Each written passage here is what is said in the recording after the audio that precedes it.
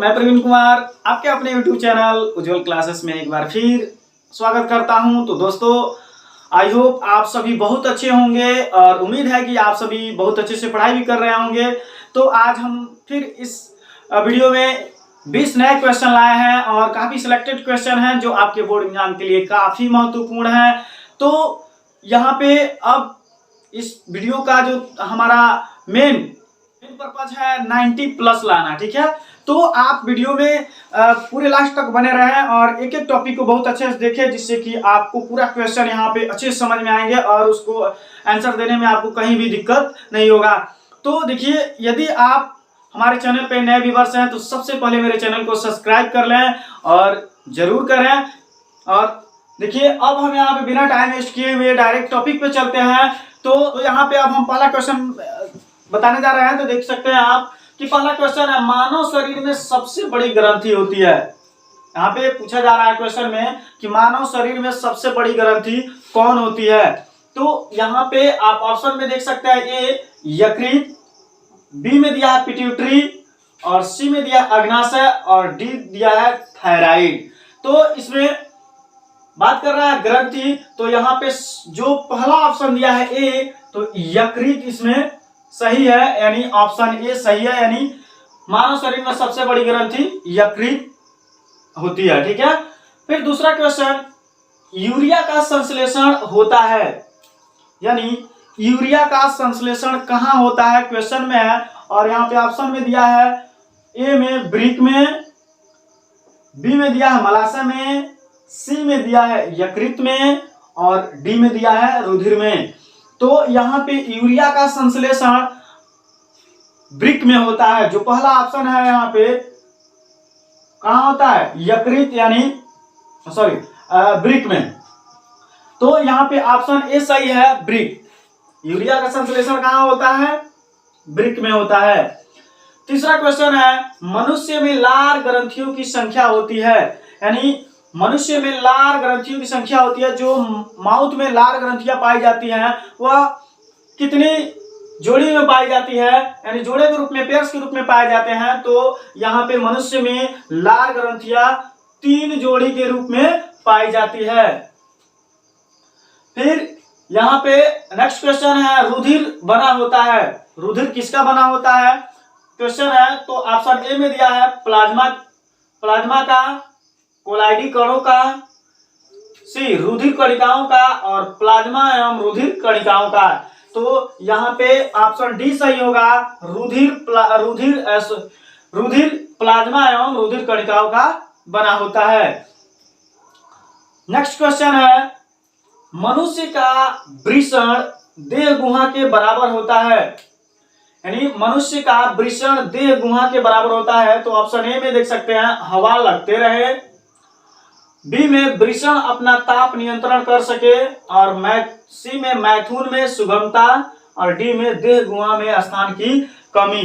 तो यहाँ पे कह रहा है कि वृषण, आप बताइए कि मनुष्य का जो वृषण होता है वह किस काम में, यानी किस पर्पज से है। तो जो वृषण हमारे शरीर से बाहर पाया जाता है और यहाँ ऑप्शन इसका बी सही होगा, यानी वृषण अपना ताप नियंत्रण कर सके, यानी वृषण अपना ताप नियंत्रण कर सके, ऑप्शन बी सही है। क्यों? क्योंकि जो बाहर पाया जाता है ये क्या करता है, एक टेम्परेचर को मेंटेन करता है, ठीक है। 6, यानी जो यहाँ पे नेक्स्ट क्वेश्चन है, फेफड़ों से शुद्ध रुधिर आता है। तो क्वेश्चन में कह रहा है कि जो हमारा फेफड़ा होता है, लंग्स होता है, उसमें शुद्ध रुधिर कहाँ से आता है, कौन से भाग से आता है। तो ऑप्शन ए दिया है दाएं निलय में, बी दिया है दाएं आलिंद में और सी दिया है बाएं निलय में और डी दिया है बाएं आलिंद में। तो फेफड़ों से शुद्ध रुधिर आता है, ऑप्शन डी है बाएं आलिंद में, बाएं आलिंद में, यह ऑप्शन डी सही होगा। तो फिर हम नेक्स्ट क्वेश्चन 7 की बात करते हैं। यहाँ पे देख सकते हैं, जो नर जनन अंगों से संबंधित ग्रंथि है, यानी जो पुरुष होता है उसके जनन अंगों से संबंधित ग्रंथि का नाम बताना है। तो पहला है option A brick, option B अधिवृक्क ग्रंथि, तीसरा दिया है प्रोस्टेट ग्रंथि और चौथा दिया है अग्नाशय। तो यहाँ पे ऑप्शन सी सही होगा, नर जनन अंगों से संबंधित ग्रंथि होगा प्रोस्टेट ग्रंथि। यानी ये प्रोस्टेट ग्रंथि नर जननांगों से संबंधित ग्रंथि है। देखिए प्रोस्टेट ग्रंथि की वजह से ही पुरुषों में कैंसर होने का पूरा संभावना रहता है। इसी के चलते एक कॉमन है आजकल के, अगर हम आज के समय की बात करें तो सबसे ज्यादा पुरुषों में अगर कैंसर का अगर कारण है तो प्रोस्टेट ग्रंथि है। ठीक है, फिर नेक्स्ट क्वेश्चन है मनुष्य का मुख्य उत्सर्जी अंग है। यानी यहाँ पे उत्सर्जी अंग का बात कर रहा है तो आपको पता होना चाहिए पहले कि उत्सर्जी क्या होता है। यानी हम अपने शरीर से अपशिष्ट पदार्थों का बाहर निकालना ही क्या कहलाता है, उत्सर्जी यानी उत्सर्जन कहलाता है। तो उत्सर्जी अंग में कौन कौन से अंग आते हैं, तो यहाँ पे पूछ रहा है क्वेश्चन में कि मनुष्य का मुख्य उत्सर्जी अंग क्या है, बताइए। तो पहला दिया है त्वचा, दूसरा दिया है वृक्क, तीसरा दिया है यकृत और चौथा दिया है मलाशय। देखिए अगर हम बात करें कि उत्सर्जी अंग, तो इसमें उत्सर्जी अंग में आपका त्वचा भी आ जाएगा, ठीक है। लेकिन यहाँ पे हमें मुख्य उत्सर्जी अंग की बात करना है, तो यहाँ पे आपका मुख्य जो उत्सर्जी अंग होगा वो ऑप्शन बी होगा वृक्क। ऑप्शन बी होगा वृक्क। यानी यहाँ पे मुख्य उत्सर्जी अंग कौन होगा, वृक्क। ठीक है, फिर नेक्स्ट क्वेश्चन, लाल रुधिर कणिकाओं का जीवन काल होता है। अब कह रहा है कि लाल रुधिर कणिकाओं का जीवन काल होता है, यानी कह रहा है कि आरबीसी का जीवन काल बताइए। तो यहाँ पे आप देख सकते हैं ऑप्शन ए में दिया है 120 दिन, 360 दिन, 720 दिन और 50 दिन। तो यहाँ पे भी ऑप्शन ए सही होगा। यहाँ पे ऑप्शन ए सही होगा। लाल रुधिर कणिकाओं का जो जीवन काल होता है वह कितने दिनों का होता है, 120 दिनों का होता है। नेक्स्ट क्वेश्चन, रुधिर दाब मापक है। यानी जो रुधिर दाब मापक पूछ रहा है, यानी रुधिर में दाब को मापने वाला कौन सा यंत्र है जिससे हम पता कर सके कि हमारा रुधिर दाब कितना है। तो यहाँ पे ऑप्शन ए दिया है थर्मामीटर, बी दिया है बैरोमीटर, सी दिया है गैल्वेनोमीटर और डी दिया है स्फैग्नोमीटर। तो यहाँ पे स्फैग्नोमैग्नोमीटर होता है। ये ऑप्शन डी आपका सही है। ऑप्शन डी सही है यहाँ पे कि रुधिर दाब मापक कौन सा यंत्र है, स्फैग्नोमैग्नोमीटर। नेक्स्ट क्वेश्चन, हीमोग्लोबिन महत्वपूर्ण भूमिका निभाता है। तो हीमोग्लोबिन महत्वपूर्ण भूमिका निभाता है, ऑप्शन ए में दिया है उत्सर्जन में, श्वसन में, पाचन में और वृद्धि में। तो यहाँ पे ऑप्शन बी सही होगा। ऑप्शन बी सही होगा श्वसन में। कैसे, तो हीमोग्लोबिन का एक अणु ऑक्सीजन के 4 अणुओं को अपने तरफ खींचता है, इसलिए यहाँ पे ये ज्यादा हेल्पगर किसमें होगा, श्वसन में। ठीक है, फिर नेक्स्ट क्वेश्चन है, पीत रस का श्रावण होता है। यानी पीत रस का श्रावण किसमें होता है, तो यहाँ पे ऑप्शन ए दिया है पित्ताशय में, बी दिया है यकृत में, सी दिया है अग्नाशय में और डी दिया है वृषण में। तो यहाँ पे आप देख सकते हैं कि जो पीत रस का श्रावण है तो वह आपका पीत रस का श्रावण यकृत में होता है। पीत रस का श्रावण किसमें होता है, यकृत। यानी ऑप्शन बी यहाँ पे सही होगा। ठीक है, तो यहाँ पे हमने आपको बताया, इसमें टोटल इसमें तक 12 क्वेश्चन हमने बता दिया इसमें। और देखिए आप वीडियो में बने रहे अंतिम तक, आपको सभी क्वेश्चंस बहुत अच्छे समझ में आएंगे। और ये ऐसे क्वेश्चन हैं जो ज्यादा से ज्यादा बोर्ड एग्जाम में पूछे जाते हैं, तो कहीं नहीं जाइएगा, पूरे वीडियो को देखिए और सभी क्वेश्चन को देखिए, बहुत अच्छे से आपको समझ में आएगा। तो अब हम 13 नंबर क्वेश्चन की बात करते हैं। यहाँ पे क्वेश्चन है, यूरिया का संश्लेषण होता है। यहाँ पे क्वेश्चन कर रहा है कि यूरिया का संश्लेषण कहाँ होता है। तो ऑप्शन ए दिया है वृक्क में, बी दिया है मलाशय में, सी दिया है रुधिर में और डी दिया है यकृत में। तो देखिए यूरिया का संश्लेषण यकृत में होता है, यानी जो ऑप्शन डी है वो सही है यहाँ पे। नेक्स्ट क्वेश्चन, शरीर में आए हुए हानिकारक बैक्टीरिया को निम्नलिखित रुधिर कणिकाएं नष्ट करती हैं। ऑप्शन ए में दिया है आरबीसी यानी रेड ब्लड कार्पोसेल्स, बी दिया है डब्ल्यूबीसी यानी व्हाइट ब्लड कार्पोसेल्स, तीसरा दिया है प्लेटलेट्स, चौथा दिया है हीमोग्लोबिन। तो यहाँ पे जो बैक्टीरिया है वह रुधिर कणिकाएं नष्ट करती हैं, यानी कौन सी रुधिर कणिकाएं हैं, तो यहाँ पे श्वेत रुधिर कणिकाएं होंगी, यानी डब्ल्यूबीसी है। डब्ल्यूबीसी हानिकारक बैक्टीरिया को रुधिर में क्या कर देता है, किल कर देता है।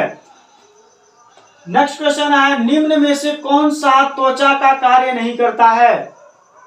यहाँ पे भी 4 ऑप्शन दिए गए हैं और इसमें पूछ रहा है कि निम्न में से कौन सा त्वचा का कार्य नहीं करता है।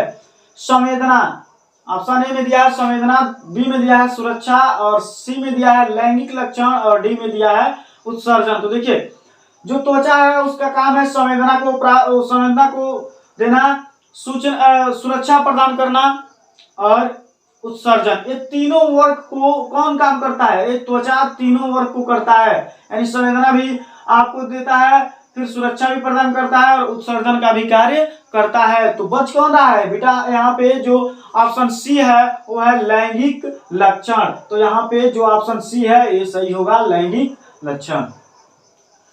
नेक्स्ट क्वेश्चन, प्रकाश संश्लेषण की क्रिया में पादप निम्न खाद्य बनाते हैं।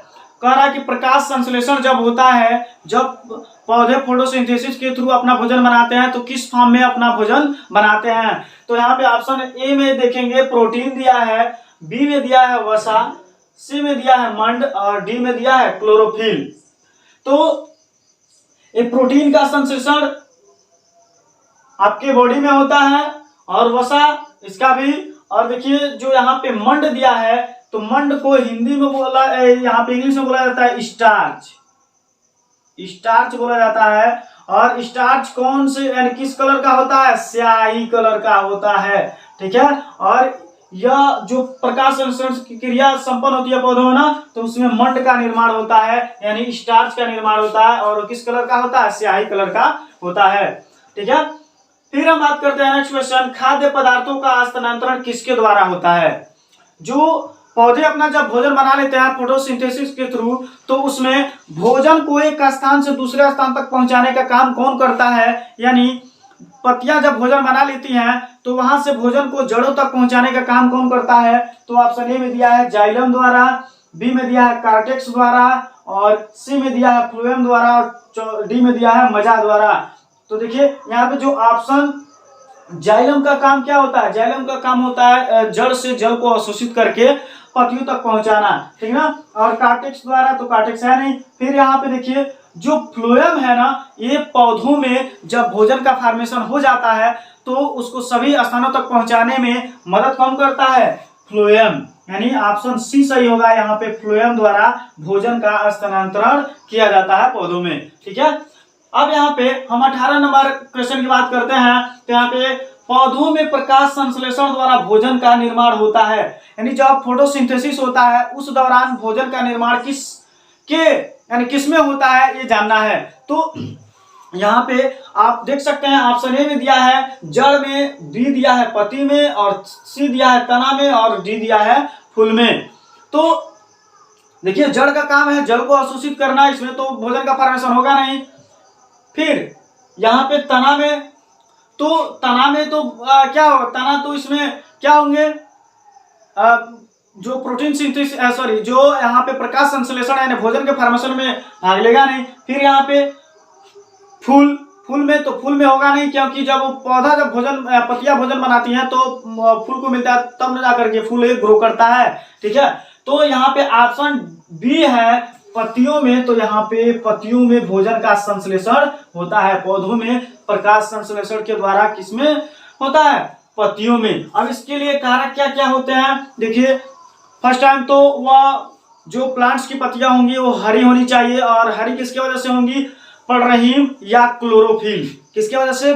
क्लोरोफिल की वजह से। और उसमें क्या पाया जाएगा? हरित लवक पाया जाएगा, यानी क्लोरोप्लास्ट। फिर उसमें कार्बन डाइऑक्साइड की मात्रा होनी चाहिए, जल होनी चाहिए, और प्रेजेंस ऑफ सनलाइट, तब जाकर के फोटोसिंथेसिस की प्रक्रिया कंप्लीट होती है और ये भोजन बन जाता है पत्तियों में। जब फिर क्वेश्चन आता है कि सबसे ज्यादा जल अपघटन किसमें पाया जाता है, तो सबसे ज्यादा जल अपघटन की जो प्रोसेस होती है ना, वह जब पौधे अपना भोजन फोटोसिंथेसिस के थ्रू बनाते हैं तो पत्तियां सबसे ज्यादा जल का क्षरण करती हैं, यानी क्या करती हैं? अपघटन करती हैं। तो इस दौरान सबसे ज्यादा पौधे ही जल का क्षरण करते हैं। नेक्स्ट क्वेश्चन, पौधों की जड़ों से पत्तियों तक पानी पहुंचाता है। यहाँ पे क्वेश्चन कर रहा है कि पौधा जो है वो उसकी जड़ें नीचे की तरफ होती हैं, तो पत्तियों तक भोजन वहां पे पानी कौन पहुंचाता है? जैसे हमारे शरीर में है कि ब्लड का फ्लोशन कैसे होता है, किसके माध्यम से होता है? तो you know very well, veins की वजह से। यानी आप जानते हैं बहुत अच्छे से कि आपके जो शरीर में ब्लड का संचरण होता है वो किसकी वजह से होता है? आपके शरीर में जो नस होते हैं ना, नसें होती हैं, उनकी वजह से होता है। ठीक है, तो पौधों में भी कुछ ना कुछ तो पाया जाता होगा जिसकी वजह से पौधे जो मूल रोमक के द्वारा जल को अवशोषित करके जड़ में लाता है, जड़ के थ्रू वहां से फिर कौन ऐसा है ऑप्शन जो पत्तियों तक जल को पहुंचाता है, तो उसी को पूछ रहा है। तो यहाँ पे ऑप्शन ए में दिया है फ्लोएम द्वारा, बी में दिया है जाइलम द्वारा, और सी में दिया है मूल रोमों द्वारा, और डी में दिया है वाहिनियों द्वारा। तो देखिए यहाँ पे ऑप्शन फ्लोएम, अभी मैंने आपको बताया कि फ्लोएम का काम क्या है? पौधों की जब पत्तियां भोजन बना देती हैं तो भोजन को वो क्या करता है?